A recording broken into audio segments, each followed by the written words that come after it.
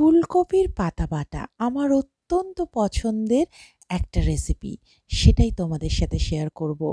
ফুলকপির পাতা নুন হলুদ জলে ভালো করে সেদ্ধ করে নিতে হবে।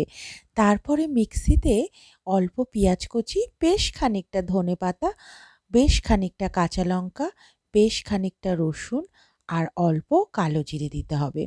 দিয়ে এর মধ্যে আগে থেকে সেদ্ধ করা ফুলকপির পাতাটা দিয়ে এতে নুন, হলুদ গুঁড়ো আর অল্প টমেটো কুচি দিয়ে ভালো করে একটা পেস্ট বানাতে হবে। পেস্ট বানানো হয়ে গেলে কড়াতে বেশ খানিকটা সর্ষের তেল গরম করে তাতে অল্প চিনি ফোড়ন দিয়ে এতে আদা রসুনের একটা পেস্ট দিয়ে এই পাতাটা দিয়ে দিতে হবে। দিতে হবে উপর থেকে আবার একটু হলুদ গুঁড়ো দিয়ে ভালো করে নাড়তে হবে।